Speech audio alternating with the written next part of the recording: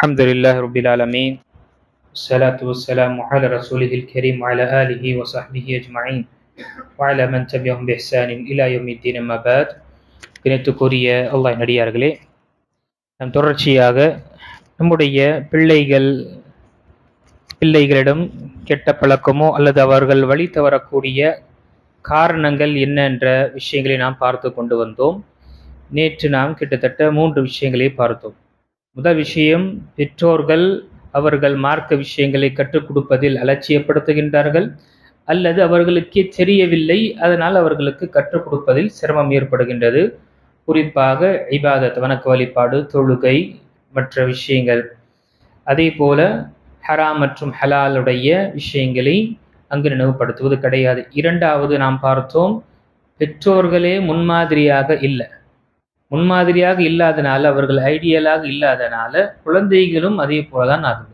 ஏனென்றால் ஒரு குழந்தை சீராக அமைகின்றது என்றால், சிறப்பாக அவர் வளருகின்றார் என்றால், அவருடைய பெற்றோருடைய முன்மாதிரி எல்லா தரப்பில் அவருக்கு ஒரு வழிநடத்தக்கூடியதாக இருக்கும் என்று பார்த்தோம். மூன்றாவது பார்த்தோம், மீடியாவுடைய ஏற்படக்கூடிய தாக்கமும், மீடியாவுடைய மற்றும் இந்த டிவி மற்றும் கேபிள் இந்த விஷயத்தினால, கிரிக்கெட் என்ற விஷயத்தினால் ஏற்படக்கூடிய விஷயங்கள் பார்த்தோம். அடுத்ததாக 4வது தவறுகள் அல்லது காரணங்கள். 4வது காரணம், நம்முடைய குழந்தைகள் மத்தியில் சில பழக்கங்கள் அல்லது வழி தவறக்கூடிய நிலை ஏற்படுகின்றது.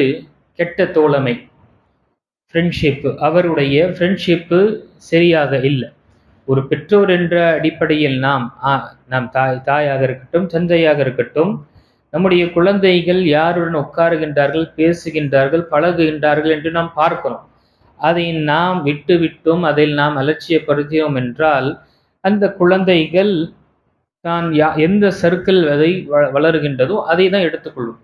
சில நேரத்தில் குழந்தைகள் மாஷா அல்லாஹ் ஹிஃப்ஸ் செய்கின்றார்கள், அவர்கள் குர்ஆன் மரணம் செய்து இருக்கின்றார்கள். ஆனால் அவர்களுடைய தோழமை, ஃப்ரெண்ட்ஷிப் சரியில்லாதனால அவர்கள் என்ன செய்கின்றார்கள், பாவத்தில் விடக்கூடியவர்களாக இருக்கின்றார்கள். அதே போல சில வீட்டாருடைய குழந்தைகள் பார்க்கும் பொழுது தொழுகையை பேணுதலாக இருந்திருப்பார்கள். தொழுகையை அவர்கள் சரியாக பேணுதலும் தொழக்கூடியவர்களாக இருந்திருப்பார்கள். ஆனால் தொழாதவனுடைய தோழமையினால், தொழாதவனுடைய ஃப்ரெண்ட்ஷிப்பினால் ஒரு கட்டத்தில் லேசாகி அவன் அலட்சியப்படுத்த ஆரம்பிக்கும் பொழுது அங்கு அவனும் தொழாதவனாக ஆகிவிடுகின்றான். என்ன சொல்லுவான், தொழுகை தொழுது கொண்டிருக்கும் பொழுது இந்த தொழாதவனுக்கு வாவா தொழுக போவான்னா 1க்கு 2 வாட்டி சொல்லும் பொழுது, அடா தெரியும்பா நீ எவ்வளவு யோகிதன்னு சொல்லிட்டு, எல்லா விஷயம் உனக்கு ஒண்டாவலம் தெண்டாவலாம் தெரியும் சொல்லிட்டு அவனை கொச்சைப்படுத்தும் பொழுது அல்லது அவனை விமர்சனிக்கும் பொழுது அவன் என்ன நினைக்கிறான், சரி எப்படிதான் என்று என்ன செய்கின்றான், அவனும் சொல்வதையும் விடுகின்றான். கடைசியில் அவனுடைய ட்ராக்ல வருகின்றான்.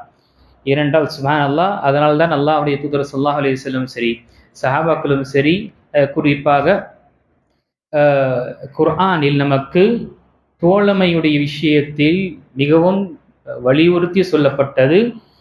மனிதன் ஒரு தோழன் அல்லது ஒரு ஃப்ரெண்ட் அது மறுமை நாளில் அவன் இன்னொரு ஃப்ரெண்டுக்கு எதிரியாக தான் இருப்பான். யாரை தவிர, யாரு இறையச்சம் உள்ளவர்கள் இருக்கின்றார்களோ. அல்லாஹ் யௌம இதின் பஅதுஹும் லிபஅதின் அது இல்லல் முத்தகீன். உற்ற நேசர்கள் ஒருவருக்கொருவர் மறுமை நாளில் எதிரியாக தான் இருப்பார்கள். யாரை தவிர, மார்க்கப்பட்டுள்ளவர்களோ அல்லது தக்வாவுடைய இறையச்சம் உள்ளவர்கள் இருக்கின்றனர், அவர்களை தவிர. நம்முடைய குழந்தைகளுடைய யாருடன் அவர்கள் உட்கார்கின்றார்கள், பழகின்றார்கள், நேரத்தை கழிக்கின்றார்கள், தன்னுடைய நேரத்தை அவர் கொடுக்கின்றார்கள் என்ற விஷயங்களை பார்க்க வேண்டும். இந்த தலைப்பின் கீழ் நாம் ஒரு முழு ஜும்மாவை நாம் பார்த்திருக்கின்றோம். கெட்ட தோழமையினால் ஏற்படக்கூடிய பாதிப்புகளும், அதே போல நல்ல தோழமையினால் ஏற்படக்கூடிய நன்மைகளையும் என்று தனித்தனி ஜும்மாவில் நாம் பார்த்திருக்கின்றோம். அதில் நான் ஒரு எடுத்துக்காட்டும் தெரியப்படுத்தினேன். இம்ரான் பின் ஹத்தான் என்று சொல்லக்கூடிய தாபிஈ,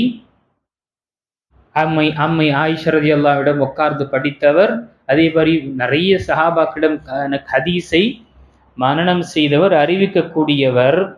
அவருடைய நிலை என்ன ஆனது, அல்லாஹ் பாதுகாக்க வேண்டும். அவர் ஹதீஸுகளிலும் சரி, மற்ற அறிவிக்கக்கூடிய விஷயத்தில் நிறைய ஹதீஸில் அறிவிக்கக்கூடியவராக இருந்தார், தாபீனுடைய நிலையில் இருந்தார். ஆனால் அவர் திருமணம் முடிக்கும் பொழுது யாரை தேர்ந்தெடுத்தார்? ஒரு ஹவாரிஜ பெண்ணை தேர்ந்தெடுத்தார். ஹவாரிஜ் என்பது வெளிக்கேட்ட கூட்டத்தில் ஒரு பெயராக இருக்கின்றது. முதல் வெளிக்கேட்ட கூட்டம் இஸ்லாத்திலிருந்து வெளியேறியது. இவர்களை பற்றி தான் நாம் இதற்கு முன்னால் அமர்வில் பார்த்தோம். இவர்கள் மிகவும் இளம் வயதில் இருப்பார்கள், அறிவு குறைவாக இருக்கும். அவர்களுடைய பேச்சு என்பது மிகவும் அருமையான பேச்சு இருக்கும், குர்ஆனும் சுன்னா என்று பேசுவார்கள். ஆனால் இவர்களுடைய நிலை என்ன? இஸ்லாத்தை விட்டு உடனே வெளியேறி விடுவார்கள் அவர்கள் என்று நபி ஸல்லல்லாஹு அலைஹி வஸல்லம் சொல்லியிருக்கிறாங்க. அப்போ இந்த பெண்ணை திருமணம் முடிக்கும் பொழுது சிலர் கேட்டாங்க, ஏன்பா அவர் ஹவாரிஜாச்சு, அவளை போய் திருமணம் முடிக்கிறியே என்று கேட்கும் பொழுது இம்ரான் பின் ஹத்தாம் என்ன சொன்னாரு? இல்ல அவளை மாற்றுவதற்காக, அவள் ஹவாரிஜிலிருந்து சரியான ஒரு கொள்கைக்கு கொண்டு வருவதற்காக நான் திருமணம் செய்கின்றேன் என்று சொன்னாரு. திருமணம் செய்தாரு. அவர் என்ன அவளை மாற்றுவது? இவரே மாறிவிட்டார். எதுவரை என்றால் அந்த மாற்றம் உச்சகட்டம், அதனுடைய பாதிப்பு எவ்வளவு ஏற்பட்டதென்றால், அலி ரலியல்லாஹு அன்ஹுவை கொன்ற அப்துர் ரஹ்மான் பின் முல்ஜிமை புகழ்ந்து புகழாரத்தை பாடல்களை கவிதைகளாக பாடியிருக்கார். யோசிச்சு பாருங்க, ஒரு தாபிஈ ஹதீஸை அம்மி ஆயிஷாவும் அப்படிப்பட்ட மூத்த சஹாபாக்களிடம் கற்றவர், மிக சிறந்த ஒரு அந்தஸ்தில் இருக்கக்கூடியவர். அவருடைய தோழமை, தேர்ந்தெடுத்த தோழமை பாருங்க, தன்னுடைய வாழ்க்கை ஒரு தோழியை தேர்ந்தெடுத்ததுனால, மனைவியை தேர்ந்தெடுத்த ஏற்பட்ட விளைவு ஆக கணித்துக்குரிய நம்முடைய குழந்தைகள் மாஷா அல்லாஹ் சிறந்ததாக இருக்கலாம், ஏன் பையன் சிறப்பாக இருக்கலாம். ஆனால் அவனுடைய சர்க்கிள் எப்படி இருக்கின்றது என்று நாம் பார்க்க வேண்டும். இல்லை என்றால் நம்முடைய குழந்தைகளாக இருக்காது. நாம் நம்முடைய குழந்தைகள் மீது நம்ம நம்பிக்கை கொள்ளும் பொழுது அவங்களுடைய சர்க்கிள் அவங்களை ஏமாற்றி விடுகின்ற அல்லது அவர்களை மாற்றி விடுகின்றது. அதனால்தான் ஹதீஸில் உமர் இப்னு கத்தாப் ரலியல்லாஹு அவர்கள் அறிவிக்கக்கூடிய கூற்று, வலா தம்ஷி மஅல் ஃபாஜிர், இது ஹதீஸ் கிடையாது, இது உமர் இப்னு கத்தாப் ரலியல்லாஹுடைய அஸர் என்று சொல்வோம். அவர்கள் உபதேசம் செய்யும் பொழுது, வலா தம்ஷி மஅல் ஃபாஜிர் ஃபயுஅல்லிமுக மின் ஃபுஜூரிஹி, நீ பாவம் செய்யக்கூடியவனோ கெட்டவனிடம் நீ அவனுடன் நடக்காத. ஏனென்றால் உன்னை அவன் பாவம் செய்வதை அவன் கற்றுக் கொடுத்து விடுவான். அவனுடன் சேர்ந்து கூட போவாத, ஏன் போக மாட்டேனாவும் அவன் உனக்கு பாவம் செய்வதை கற்றுக் கொடுத்து விடுவான் என்று. இந்த கூற்று இப்னுல் முஃப்லி ரஹிமஹுல்லாஹ் தன்னுடைய புத்தகம் ஆதாப் ஷர்ஈயால பதிவு செய்திருக்கின்றார்கள். அதே போல நபி ஸல்லல்லாஹு அலைஹி வஸல்லம் இந்த ஹதீஸும் பிரபல்யமான ஹதீஸ், மஸலுல் ஜலீஸ் ஸாலிஹ் வல் ஜலீஸ் ஸூ கமஸலில் ஹாமிலுல் மிஸ்க் அவ் பாயிஉல் மிஸ்க் வ நாஃபிகுல் கீர். நல்ல தோழனுடைய தோழமையுடைய எடுத்துக்காட்டும் கெட்ட தோழனுடைய எடுத்துக்காட்டும் என்பது நபி ஸல்லல்லாஹு அலைஹி வஸல்லம் கூறினார்கள். அவர் மிஸ்க் என்று சொல்லக்கூடிய கஸ்தூரையை விற்கக்கூடியவரும், அதே போல நெருப்புடைய புல்லனா பற்றையில் இருக்கக்கூடியவனாக எடுத்துக்காட்டு நபி ஸல்லல்லாஹு அலைஹி வஸல்லம் கூறினார்கள். இங்கு கஸ்தூரியை நறுமணத்தை விற்கக்கூடிய ஒன்று அவன் ஒரு அன்பளிப்பாக கொடுப்பான், அல்லது அவனிடமிருந்து நீ வாங்கிக் கொள்வாய். அதுவும் இல்லை என்றால் அங்கிருந்து நீ வெளியேறும் பொழுது அந்த நறுமணம் உன்னுடைய ஆடையை அது முழுமையாக அது படும், அதனால உனக்கு ஹைர் இருக்கும். அதுவே இங்கு குள்ளனுடன் இருக்கும் பொழுது அவனுடைய ஆடையை எரித்து விடுவான் அல்லது முழுமையாக கருமையாக்கி விடுவான் என்று நபி ஸல்லல்லாஹு அலைஹி வஸல்லம் அங்கு எடுத்துக்காட்டு கூறினார்கள். ஆக இதுவும் ஒரு காரணமாக இருக்கின்றது. நம்முடைய குழந்தை அல்லது நம்முடைய பிள்ளைகள், ஆண் மற்றும் பெண் பிள்ளைகள், அவர்கள் சிறந்தவர்களாக இருக்கலாம், ஆனால் அவர்களுடைய தோழமை எப்படி இருக்கின்றது நாம் கண்காணிக்க வேண்டும், நாம் அவர்களுக்கு தெரியப்படுத்த வேண்டும். எவ்வளவு ஃப்ரெண்ட்ஷிப்பாக இருக்கட்டும், அது மார்க்கத்தின் அடிப்படையில், மார்க்க விஷயங்களை உனக்கு அல்லாஹ்வை நினைவுபடுத்தக்கூடியவனாக இருந்தால் அது உனக்கு தோழனாக இருப்பான், இல்லென்றால் அவனு உனக்கு வில்லனாக தான் இருப்பான் மறுமையில என்று நாம் நினைவுபடுத்த வேண்டும். 5வது விஷயங்கள் பார்க்கும் பொழுது, தவறு என்ன காரணங்கள் அவர்கள் தவறு செய்யக்கூடியவர்கள், அது கெட்ட பழக்கம் ஏற்படுவது என்று பார்க்கும் பொழுது, அன்பும் அரவணைக்கக்கூடிய விஷயத்தில் நாம் குறைவை ஏற்படுத்துகின்றோம். அவர்களுக்கு பூர்ணமான அன்பையும் அரவணைக்கக்கூடிய விஷயத்தை நாம் சரியாக கொடுக்காதனால இதுவும் பிரச்சனை ஏற்படுகிறது. சின்ன குழந்தை இருக்கணும், முத்தம் கொடுத்தோம், கட்டி அணைச்சோம், எடுத்து உட்காந்து தோளில் நம்ம தொடையில உட்கார வச்சு நம்ம என்ன செய்யணும், கொஞ்சம் வளர்ந்த பிறகு அதை என்ன செய்யறோம் நாம பொதுவாக இந்த வயசுல இவனுக்கு கொஞ்சணுமா அல்லது இந்த வயசுல இவனுக்கு அரவணைக்கணுமா, அன்பு காட்டணுமா என்று நாம் நினைக்கின்றோம். இல்லை அன்புக்குரியவர்களே, அந்த நம்முடைய குழந்தைகள் எவ்வளவு வளர்ந்தாலும் சரி, அவர்களுக்கு அன்பை காட்டுவது அல்லது அவருடன் அரவணைத்து நாம இருப்பது என்பது அவர்கள் விரும்புகின்றார்கள்.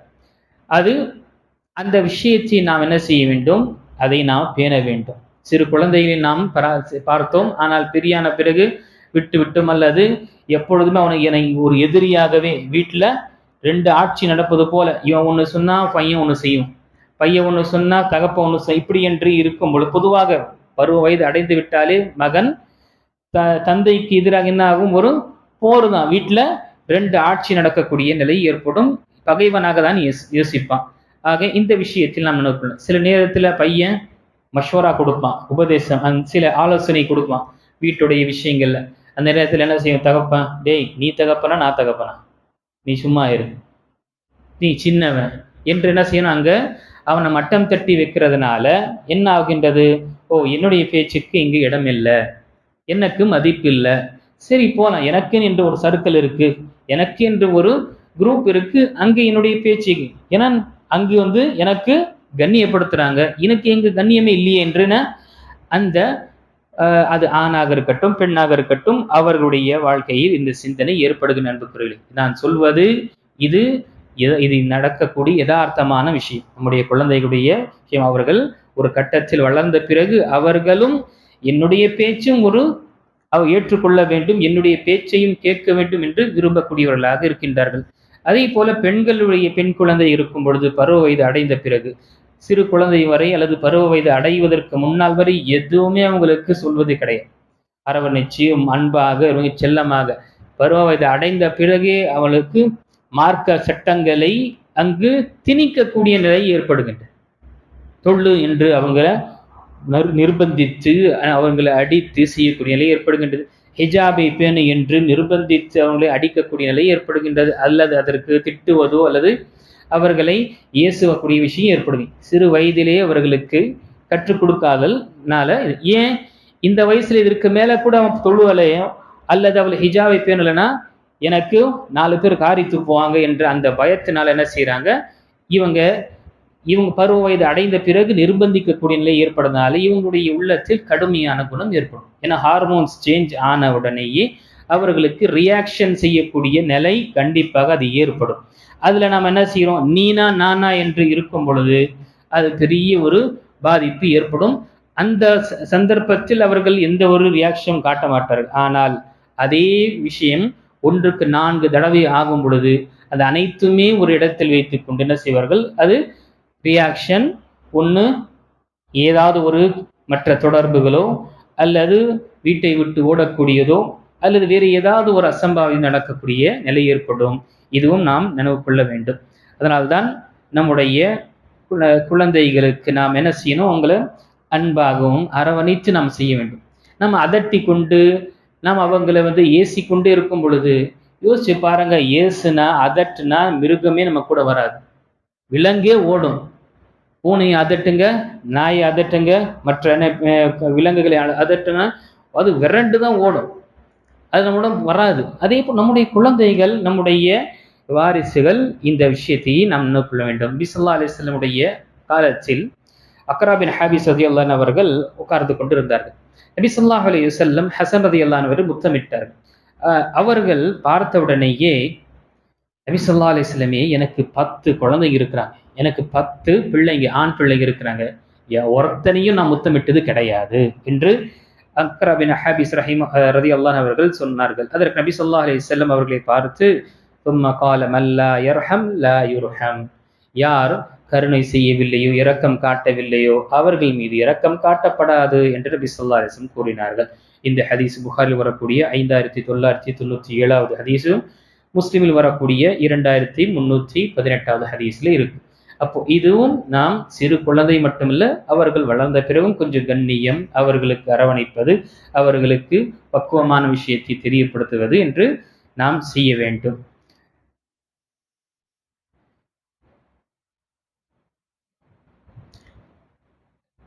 ஐந்தாவது விஷயங்கள் பார்க்கும் பொழுது, நாம் அவர்களை திருத்த போகும் பொழுது அவர்களுக்கு அவர்கள் தவறு செய்திருக்கின்றார்கள், ஏதோ ஒரு தவறு செய்து விட்டார்கள் என்றால் திருத்துவதற்காக செல்லும் பொழுது நாம் அல்லது அதை முடிவெடுக்கும் பொழுது கடுமையாக நாம் நடக்கக்கூடிய நிலை ஏற்படும். மிக கடுமையாக அடி எடுத்தவனை எது கையில கிடைக்குதோ அடிச்சிடும். இந்த ஒரு நிலை ஏற்படும். அவர்கள் சில நேரத்தில் தவறு செய்யும் பொழுது அந்த நமக்கு கோபம் ஏற்படும் அவர் செய்த காரியத்தினால. அதனால நம்ம கடுமையாக அவர்களை அடிக்கக்கூடிய நிலை ஏற்படும் பொழுது அவர்கள் அதை வெறுக்கக்கூடியவர்களாக இருப்பார்கள். பிறகு அவர்களுக்கு நம்ம செய்யக்கூடிய விஷயங்களை எல்லாம் காண்பிக்கும் பொழுது, என்னடா உன்னை நான் நேசிக்கலையா, இப்போ இவ்வளவு செய்யறதுலாம் உனக்காக தான், நான் உனக்காக தான் ஃபீஸு கட்டினேன், உனக்காக தான் காலேஜ் இது பண்றேன், எல்லாமே பைக்கை வாங்கி கொடுத்துட்டேன், இது பண்ணது எல்லாமே உனக்கு இதுதான் செஞ்சேன், மொபைல் கூட வாங்கி கொடுத்துட்டேன். இப்படிப்பட்ட நிலை இருக்கும் பொழுது நாம் என்ன செஞ்சிருக்கிறோம்? ஃபைனான்சியல் லவ் கொடுத்துருக்கோம், ஃபைனான்சியல் பொருளாதார அன்பை நாம கொடுத்துருக்கிறோம். ஆனா நம்முடைய பர்சனல் லவ், பர்சனல் அன்பை நம்முடைய குழந்தைகளுக்கு காட்டல. நாம என்ன நினைச்சோம்? இருக்கக்கூடிய பொருளாதாரத்தையும் பொருளையும் கொடுத்து விட்டோம் என்றால் என் பையன் என்னோட இருப்பான் என்று நினைத்தோம். ஆனால் அந்த குழந்தை அதுவும் ஒரு பொருள் தான். அந்த ஒரு பொருளுக்கு ஒரு பொருளை கொடுத்தெல்லாம் அவர்களால நம்ம நம்முடைய தரப்பில் கொண்டு வர முடியாது. அவர்களும் அன்பையும் அரவணைப்பையும் அவர்கள் விரும்புவார். அந்த நேரத்தில் நாம் அவர்களுக்கு அதட்டுவதோ அல்லது அவர்கள் செய்த தவறை சுட்டி காண்பிக்கும் பொழுது கடுமையாக அந்த வார்த்தை இருக்க வேண்டும். ஆனால் அதற்கு என்று எப்பொழுதுமே நாம அடிக்கக்கூடிய நிலை ஏற்படக்கூடாது. இதில் பொதுவாக ஏற்படக்கூடியது என்னென்றால் டிக்டேட்டர்ஷிப். எப்போ பார்த்தாலும் நாம ஹிட்லராகவே இருக்கிறோம். சில நேரத்தில் அவசியம் தேவைப்படும், அது அரிதான நேரமாக இருக்கின்றது. இரண்டாவது விஷயம் என்றால் அவர்கள் மீது நம்ம என்ன செய்வது கிடையாது, நம்புறதே கிடையாது. அவன் மேல எப்பொழுதுமே சந்தேக பேர்வழியாக பார்க்கக்கூடியவனா இருக்கும். பையன் அவனை லேட்டா வரான், எங்க போன, டியூஷனுக்கு போனேன். என்ன டியூஷன் உனக்கு? இதோ இப்பயே தெரிஞ்சுக்கும் சொல்லிட்டு என்ன செய்யறான், அவன் முன்னாடியே ஃபோன் பண்றாரு. யாரு? ஃபர்ஸ்ட் ஃப்ரெண்டுக்கு ஃபோன் பண்றான். அவருடைய ஃப்ரெண்டுக்கு ஃபோன் பண்ணி கேட்கிறான், என்னடா இன்னைக்கு என்ன ஏதோ கிளாஸ் இருந்ததா, டியூஷன் ஸ்பெஷல்? ஆமா, டீச்சர் இருந்து ஸ்பெஷல் வச்சுருந்தாங்க. அப்படியா சொல்லிட்டு அது கூட நம்ப மாட்டேன். அடுத்தது டீச்சருக்கு ஃபோன் பண்ணுறேன், என்ன உஸ்தாத் நல்லா இருக்கீங்களா, எப்படி இருக்கீங்க, ஸ்வீட் வந்து கிடைச்சிருச்சு அவங்களுக்கு, பையனுக்கு ஏதோ டியூஷன் எக்ஸ்ட்ரா கிளாஸ் சொன்னீங்களே, சொன்ன பையன் ஆமான்னு சொல்லிட்டு அதெல்லாம் கேட்டு வைக்கிறோம். அப்போ இந்த பையன் என்ன செய்யறான், நான் சொன்ன உங்களுக்கு நம்பிக்கை இல்லை, 4 பேர் உங்களுக்கு தேவையா சொல்றது என்று அந்த குழந்தை பருவம் கொஞ்சம் வளரும் போல அவனுக்கு அந்த விஷயங்கள் வரும். ஏன் பேச்சிய நீங்க நம்பல, 4 பேர் சொன்னாதான் நீங்க நம்புவீங்களா? சரி, உங்களுக்கு நான் எப்படி வித்தைய காட்டுறேன்னு சொல்லிட்டு காட்டுறேன் சார். என்ன செய்யறேன், இப்போ நான் செய்யக்கூடிய வேலையை நீங்க பாருங்க. நான் செய்யக்கூடிய ட்ரிக்கு எப்படி நான் ஒரு விஷயத்தை செய்யறேன், உங்களால ஒரு தடையும் செய்ய முடியாது. என்ன செய்யறான் அவன், தன்னுடைய தந்தைக்கே என்ன செய்யறான், பூச்சாண்டி வேலையை காட்டுறான். பூச்சாண்டி வேலையை கண்டிப்பா காட்டுவான். ஏன்? இப்போ விளையாட்டு, என் மேல நம்பிக்கை நீ வைக்கல, அல்லது என்னை எப்பொழுதுமே சந்தேகமா பாக்குறேன். இப்போ நீங்க பாருங்க யார் ஜெயிக்கிறா என்று என்ன செய்யறான், வீட்டுல இருந்து காசு எடுத்துட்டு அல்லது காசு திருடிட்டு செலவு செய்யறான். இப்போ எங்க சண்டை வருது, கணவனும் மனைவி, என்னம்மா நீ தான் எடுத்தியாமா, நாங்க எங்க எடுத்தீங்க, வேற யாரு இருப்பா, இப்படி என்று வரும். இப்போ இவன் அதை பார்த்து ரசிப்பான். அன்னைக்கு எனக்கு இவ்வளவு இது செஞ்சீங்க, போஸ்ட் காட்டினீங்க, இப்போ நான் தான் எடுத்திருக்கிறேன், இப்போ தேடுங்க, நீங்க டிடெக்டிவ் ஆனீங்களே, இப்போ நீங்க தேடுங்க என்று என்ன செய்வான், அதை பார்த்து ரசிப்பான். கண்ணியத்துக்குரிய அந்த நம்முடைய குழந்தை டியூஷன் என்று தெரியப்படுத்தும் பொழுது நாம் அதை ஃபோன் பண்ணி கேட்பது எந்த ஒரு தவறும் இல்லை. அவன் மீது நாம நம்பிக்கைக்கு நாம வைக்க வேண்டும். உன்னை நான் நம்புறேன், நீ சொல்லக்கூடிய விஷயத்தை நான் நம்புறேன் என்று தெரியப்படுத்திவிட்டு நாம் தவறு செய்து விட்டோம் என்றால் பொய்யை சொல்லக்கூடாது. அந்த நம்பிக்கை, என்னுடைய நம்பிக்கை நீ காப்பாற்றிக்கோவா, உன் மேல நம்பிக்கை இருக்கு, அந்த நம்பிக்கை நீ இழந்துராத அல்லது இழக்க வைத்திராத என்ற விஷயங்களை தெரியப்படுத்திட்டு பிறகு நாம சரி, நமக்கு அதுதான் சந்தேகம் இருந்தா அவன் இல்லாத நேரத்தில், அவன் நம் முன்னால் இல்லாத நேரத்தில் யாராவது ஃபோன் பண்ணாம கேட்டுக்கிறது எந்த ஒரு இல்லை. அவன் முன்னால் வைத்து கொண்டு செய்யும் பொழுது என்ன ஆகுது, ஏன் நான் சொன்னா நம்பிக்கை இல்லையா, எங்க அத்தாவே அல்லது எங்க அம்மாவே சொல்லக்கூடிய விஷயம் என்ன நம்ப மாட்டாங்கன்னா அதற்கு முடியும் வரும். ஏன்னா இதெல்லாம் ஒரு பொதுவாக வரக்கூடிய விஷயங்களாக இருக்கின்றது. அதே போல அதனால தான் நபி ஸல்லல்லாஹு அலைஹி வஸல்லம் உடைய ஹதீஸ், அபூதாவுதில் வரக்கூடிய ஹதீஸ், இன்னல் அமீர இதப்தகா ரீபத ஃபின்னாசி அஃப்ஸதஹும். நிச்சயமாக ஒரு தலைவன் தன்னுடைய சமூகம், தன்னை சார்ந்திருக்கக்கூடிய மக்களில் எப்பொழுதுமே சந்தேக பேர் வழியாக பார்த்து அதற்கு புலன் விசாரணை செய்வதற்காக யாராவது ஸ்பை வைத்து கொண்டு செய்யும் பொழுது அந்த மக்களை அவனை அழித்து விடுவான். இந்த ஹதீஸ் அபூதாவுதில் வரக்கூடிய ஹதீஸாக இருக்கின்றது. சஹீஹுல் ஜாமி 1585வது ஹதீஸ் சஹீஹான ஹதீஸாக இருக்கின்றது. இதுவும் நம்முடைய குழந்தைகளுடைய விஷயத்தில் ஏற்படுகின்றது. கடைசியாக 7வது விஷயங்கள் நாம் பார்க்கும் பொழுது இன்னும் 2 விஷயங்கள் இருக்கு. நாம அதை அடுத்த இதில் நம்ம பார்க்கறது முயற்சி செய்யும். 7வது விஷயம் பார்க்கும் பொழுது, நாம் அளவுக்கு மீறி நம்ம அவங்களுடைய தேவைகளை நம்ம பூர்த்தி செய்வது கிடையாது. அவங்களுடைய நெசசிட்டி, அவங்களுடைய தேவைகள் இருக்கும், அதை நாம பூர்த்தி செய்வது கிடையாது. அவசியமான அத்தியாவசியமான விஷயங்கள், எடுத்துக்காட்டாக பெண்ணு வாங்கி கொடுத்தோம், பெண்ணு உடஞ்சிருச்சு. ஒரு வாரம் தான் வாங்கி கொடுத்து பெண்ணு உடஞ்சிருத்தா கொஞ்சம் வாங்கி இப்போதாண்டா வாங்கி கொடுத்தேன் இல்லை உடஞ்சிருச்சு. அது எப்படி உடஞ்சிச்சு? நான் இருக்க மட்டும் 1 வருஷம் நான் நடத்துவேன்.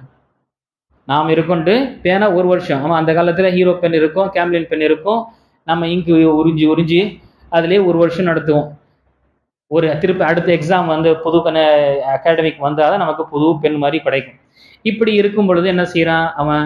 அவனுக்கு தேவையான விஷயங்கள் கொடுப்பது கிடையாது. தேவையான விஷயங்கள் கொடுக்காத என்ன ஆகுது? அவனுக்கு சில கடுமையான நிலை ஏற்படுகின்றது. இதுவும் அப்போ வெளியே செல்லக்கூடியவரிடம் தொடர்பு கொள்கின்றான். யாரோ ஒருத்தர் வெளியே, அவன் என்ன செய்யற? இது மாதிரி இருக்கும் பொழுது, உனக்கு தான் பென்சில் தானே, பேனடா நான் தான் வாங்கி கொடுக்குறேன்னு சொல்லு. அப்போ என்ன செய்யறான்? இப்போ அவனுடைய உங்க அப்பா வாங்கி கொடுக்கலையா, நான் தான் வாங்கி கொடுக்குறேன்னு சொல்லிட்டு என்ன நீ அப்பாவை நினைச்சுக்கிட்டோம் சொல்லிட்டு என்ன செய்யறான்? எல்லா ரகசியத்தையும் உடன் பகிர்ந்து கொள்றோம். ஸ்கூல்ல என்ன நடந்தது, இது எங்க கிட்ட பகிர மாட்டான். ஏன்னா நாம கொஞ்சம் இப்படிதான் இருக்கிறோமே. இப்படிப்பட்ட நிலை ஏற்படுகின்றது. இதுவும் அவர்களுடைய அத்தியாவசிய தேவையை நாம் பூர்த்தி செய்யவில்லை என்றால் அதுவும் ஒரு காரணமாக இருக்கும். அந்த செய்யாத தகப்பன் அல்லது அந்த பெற்றோர்கள் குற்றவாளியாக ஆவார்கள். நபி ஸல்லல்லாஹு அலைஹி வஸல்லம் ஹதீஸில், அபூதாவுதில் வரக்கூடிய ஹதீஸில், கஃபா பில் மர்இ இஸ்மன் அன் யுதைய மன் யகூத். ஒரு மனிதன் குற்றவாளி ஆவதற்கு இதுவே போதுமானது. அவன் மீது பொறுப்பு, அவன் யாருடைய பராமரிப்பை செய்கின்றானோ, யாருடைய பொறுப்பை சுமந்திருக்கின்றானோ அவர்களுக்கு கொடுக்கக்கூடிய அத்தியாவசிய, அவனுடைய உணவாக இருக்கட்டும், அவனுடைய மற்ற விஷயங்கள், அத்தியாவசிய விஷயங்கள் கொடுக்கவில்லை என்றால் அவன் குற்றவாளியாக இருப்பான். அதுவே போதுமானது. இப்போ இந்த விஷயத்தை நாம் நினைவுகொள்ள வேண்டும். இந்த ஹதீஸும் சஹீஹுல் ஜாமில் வரக்கூடிய 4481வது ஹதீஸ் ஹசன் தரத்தில் இருக்கக்கூடிய ஹதீஸ். இப்போ நம்முடைய குழந்தைகளுடைய தேவையை நாம், அத்தியாவசிய தேவைகளை நாம நிறைவேற்றுவதற்காக முயற்சி செய்ய வேண்டும். இல்லை என்றால் என்ன ஆகும்? தன்னுடைய தாயிடம் தான் போவோம். அப்பா கொடுக்கலன்னா தாயிடம் தான் போவாங்க நம்முடைய குழந்தைகள். தாய் என்ன செய்வாங்க? அவங்க என்ன சம்பாதிக்கிறாங்களா? என்ன செய்வாங்க? வெயிட், அப்பா தூங்கட்டும், அதுக்கு பிறகு என்ன செய்யலாம், உனக்கு அந்த விஷயத்தை நான் கொடுக்குறேன். என்ன செய்யலாம்? அந்த குழந்தை முன்னாடி அப்பாவுடைய பாக்கெட்ல இருந்து எடுத்து கொடுக்கக்கூடிய நிலை, வேற வழி இல்லை, இந்த நிலை ஏற்படுகின்றது. ஆக இதுவும் இருக்கு. அதே போல குழந்தைகளுக்கு கொடுக்கக்கூடிய விஷயத்தில் நாம ஏற்றத்தாழ்வு இருக்கக்கூடாது. நீதமாக நாம் நடந்து கொள்ள வேண்டும். ஆண் குழந்தைக்கு நிறைய கொடுத்துட்டு பெண் குழந்தைக்கு அன்பளிப்பாவோ அல்லது மற்ற விஷயங்களை கொடுக்கும் பொழுது அவங்களுக்கு நீதமாக இருக்க வேண்டும். அதுல ஏற்றத்தாழ்வு இருக்கவே கூடாது. நல்லா படிக்கிறான் என்று அவனுக்கு நிறைய விஷயங்களை கொடுத்து விட்டு படிக்காதவனுக்கு அவனுடைய கேட்பதே கிடையாது. அவன் சொன்னா கூட சொல்லு என்ன, இப்படிதான் நம்ம கூலாக போறோம். என்ன ஆகும்? இதற்கு அவங்களுடைய உள்ளத்தில், இந்த குழந்தைகளுடைய உள்ளத்தில் ஒரு வேற்றுமையோ அல்லது அந்த இருக்கக்கூடிய நிலை ஏற்படும். இதுவும் நபி ஸல்லல்லாஹு அலைஹி வஸல்லமுடைய காலத்தில் ஒரு முறை நபி ஸல்லல்லாஹு அலைஹி வஸல்லமுடைய மத்தியில் ஒரு நபர் உட்கார்ந்து கொண்டிருந்தார். அவருடைய ஆண் பிள்ளை வரும் பொழுது அவர் என்ன செஞ்சார்? அவரை முத்தமிட்டு அந்த ஆண் குழந்தையை தன்னுடைய தொடையில் உட்கார வைத்துக் கொண்டார். பெண் குழந்தை வந்தது. பெண் குழந்தை வந்த உடனே அவளை முத்தமிட்டு பக்கத்துல, அவருடைய தொடையில பக்கத்துல உட்கார வைத்துக் கொண்டு நபி ஸல்லல்லாஹு அலைஹி வஸல்லம் பார்த்த உடனே கூறினார்கள், ஹல்லா அதல்த பைனஹுமா, இருவர்களுக்கிடையே நீ நீதமாக நடந்திருக்கலாமே என்று நபி ஸல்லல்லாஹு அலைஹி வஸல்லம் அவர்கள் கூறினார்கள். இதுவும் நாம் நினைவுக்குள்ளோம். இப்போ பார்க்குறோம், நம்முடைய ஆண் குழந்தைகள் நம்ம கொஞ்சம் பொழுது பெண் குழந்தை நின்று பார்க்குது. நான் ஏதோ படிச்சுட்டு இருக்கோம், ஆனா கவனிக்கும். என்னையும் அழைக்கிறாங்களா, என்னையும் அழைத்து என்னுடைய அச்சாவோ என்னுடைய அம்மா என்ன செய்றாங்க, அரவணைக்கிறாங்களா பார்க்குறாங்க. இல்ல அத்தா இன்னும் அழைக்கல, பார்த்துட்டே இருக்கு, அவனை தான் கொஞ்சிட்டு இருக்காங்கன்னா இவ எழுது அங்கேருந்து அம்மா கிட்ட போயிடும். இதுவும் ஒரு நிலை ஏற்படுகின்றது. அதே போல கடைசியாக விஷயம் முடித்துக் கொள்கின்ற இந்த தலைப்பில், அன்பு காட்டுவது அல்லது செல்லம் கொடுப்பது என்று பார்க்கும் பொழுது அதிக அளவுக்கு மீறி செல்லம் கொடுக்கக்கூடிய நிலை ஏற்படுகின்றது. அவனுடைய ஒழுக்கம் கெட்டாலும் சரி, அவன் சில கடுமையான திட்டினாலும் யாராவது திட்டினாலும் சரி, அதிலும் என்ன, செல்லம் திட்டக்கூடாது, செல்லம் நீ இந்த மாதிரி கெட்ட பழக்கத்தில் இருக்கக்கூடாது என்று சொல். அம்மாவை திட்டினாலும் வந்து சொல்றாங்க, ஏங்க என்னையே திட்டுறாங்கன்னா நான் இருக்கிறேன்ல, நான் பார்த்துக்கிறேன் சொல்லிட்டு அந்த பையனை கூப்பிட்டு, செல்லம் திட்டக்கூடாது, அம்மாவை திட்டக்கூடாது. நான் இல்லை திட்டுவேன் தான் சொல்றேன். இல்லடா திட்டக்கூடாது, நான் உங்களையும் திட்டுவேன்னா அறையிறேன். அப்போ அவருக்கு தெரியுது, என்னையும் திட்டுவேன்னா அவனுக்கு அங்க ரோஷம் வருது, அடிக்கிறாரு அத்தா. ஆனா அம்மாவை திட்டுறாருன்னா அவர்கள் செல்லும். அங்கு கடுமையாக நாம அவங்களுக்கு புரிய வைப்பது, இந்த திட்டுவதோ அல்லது இந்த விஷயங்கள்லாம் இங்க வீட்டுல இந்த செல்லாது, இந்த வீட்டுல சிஸ்டம் இது கிடையாது என்ற அந்த குழந்தைக்கு நமக்கு அந்த கடுமையாக நம்ம தெரியப்படுத்த வேண்டும். திட்டுவது, தன்னுடைய தாய்க்கு திட்டுவது எவ்வளவு பெரிய விஷயம்.